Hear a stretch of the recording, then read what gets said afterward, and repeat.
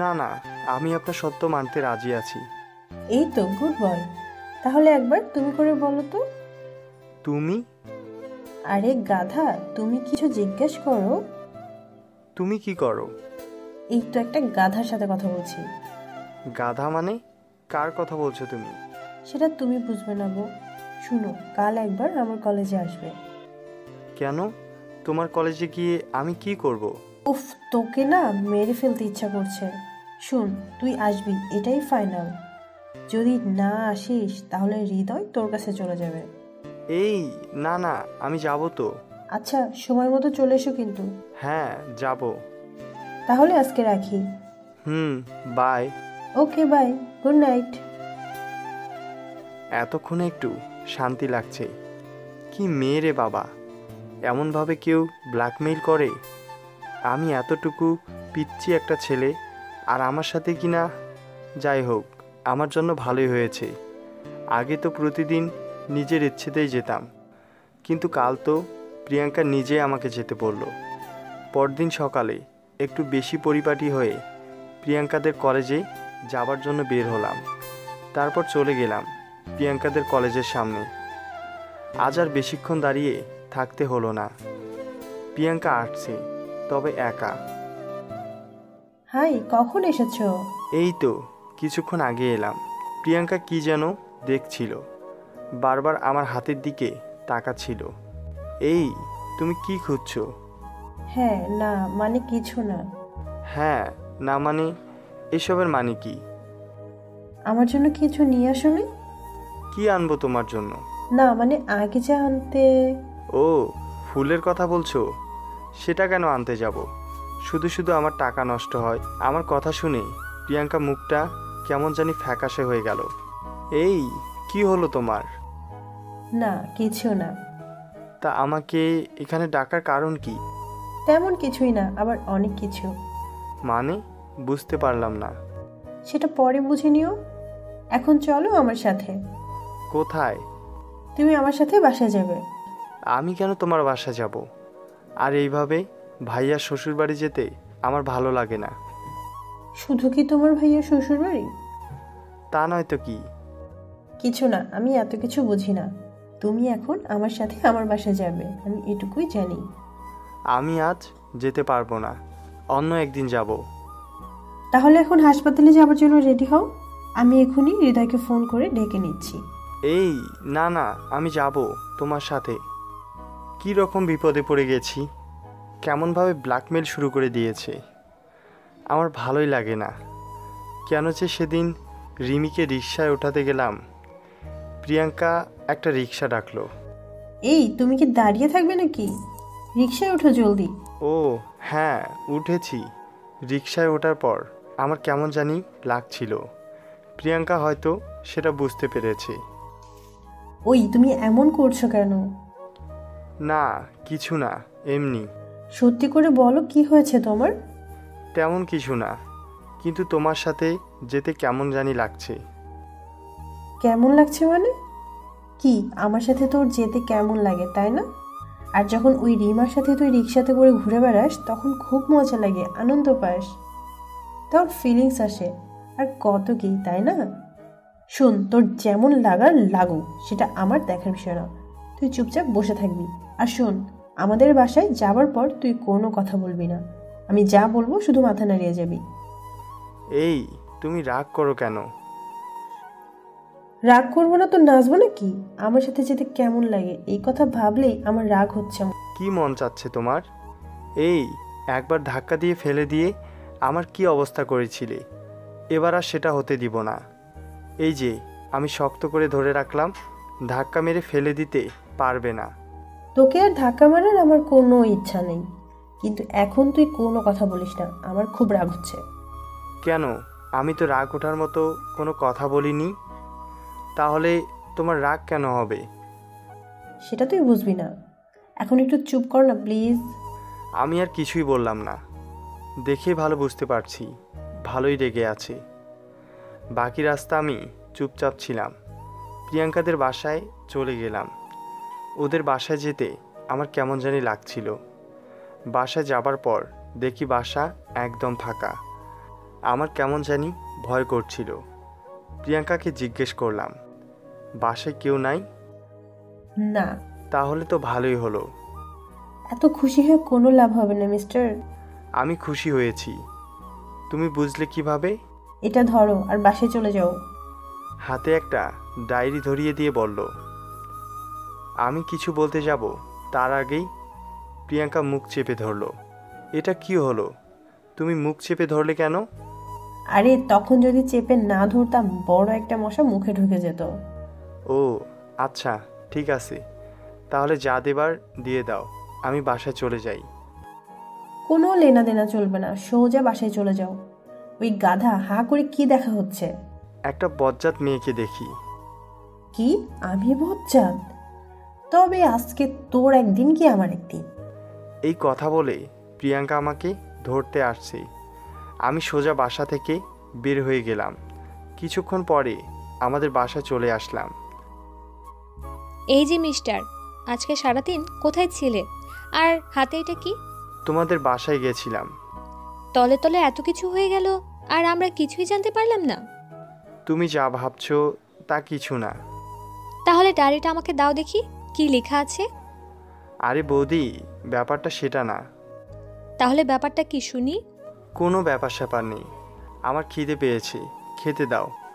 তোমার বজ্জাত বোন এক গ্লাস জল পর্যন্ত খেতে দেয়নি। তাই তো বলি, আমার দেবরটার মুখ শুকনো কেন। যাও ফ্রেশ হয়ে আসো, আমি খেতে দিচ্ছি। হুম। আজকে প্রিয়াঙ্কা আমার সাথে এমন করলো কেন?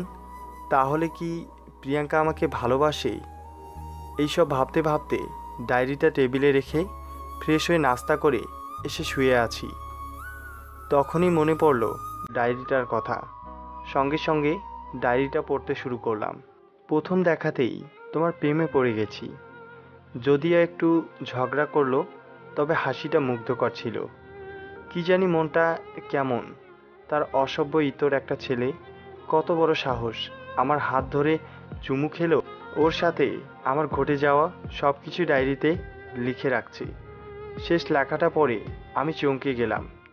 বিশ্বাস করতে পারছি না, লেখাটা ছিল গতকালের। এমন একটা সময়ে শিহরণ জাগলো। আমি না হয় ভদ্রতার সুরে না বললাম, তাই বলে আদর করলো না। হাদারাম একটা। সারাটা রাত তোমার জন্য ঘুম হয়নি একটুও। লেখাটা পড়ে বুকের ভেতরটা কেঁপে উঠল। আমার মিষ্টি পাগলিটাও আমাকে আপন করে চেয়েছিল, আর আমি বুঝতেই পারিনি। যদিও অস্বাভাবিক কিছু ছিল না, কারণ মেয়েদের মন বুঝতে পারা এতটা সহজ নয়। সাত পাঁচ ভাবতে ভাবতেই রুম থেকে বের হয়ে গেলাম। চুপি চুপি আমাকে নিয়ে খেলা করা হচ্ছে। আর দাঁড়াও, আমিও মজা দেখাবো। তখনই প্রিয়াঙ্কার ফোন আসে।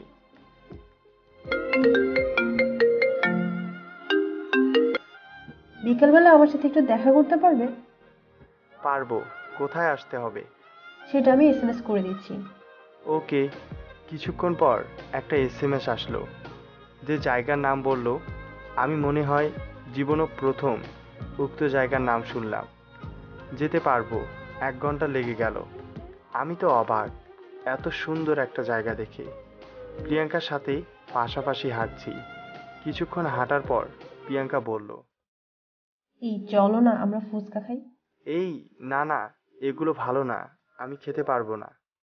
আচ্ছা তোমাকে খেতে হবে না, আমি খাবো আর তুমি দেখবে, চলো। কি আর করব, মেয়েদের একটাই বদ অভ্যাস, ফুচকা দেখলেই পাগল হয়ে যায়। প্রিয়াঙ্কা 1 প্লেট ফুচকা অর্ডার দিল। এই তোমার জন্য 1 প্লেট অর্ডার দিব? না, আমি খাবো না। কিছুক্ষণ পর ফুচকা চলে আসলো।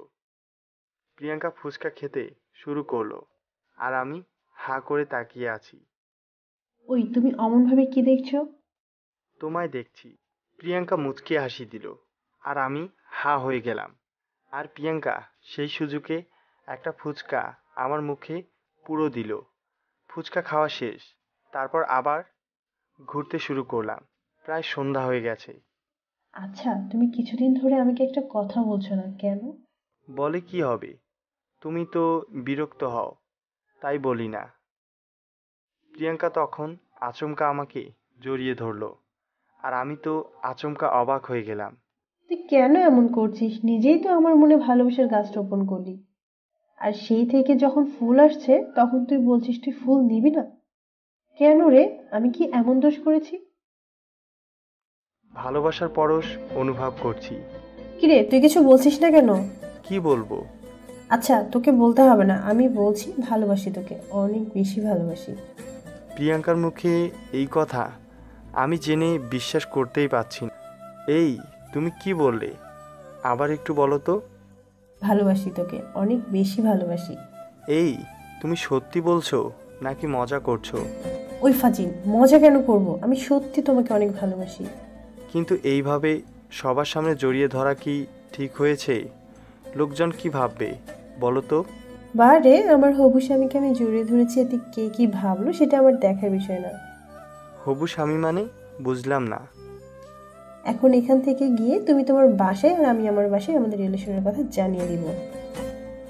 সেটা এখন ঠিক হবে না, কিছুক্ষণ পরে বলি, তারপর না হয় আমাদের ব্যাপার বাবা মাকে জানিয়ে দেব। আচ্ছা ঠিক আছে, তবে আমি তোমায় ছাড়ছি না। আমার খুব ভালো লাগছে এইভাবে তোমাকে জড়িয়ে ধরে রাখতে।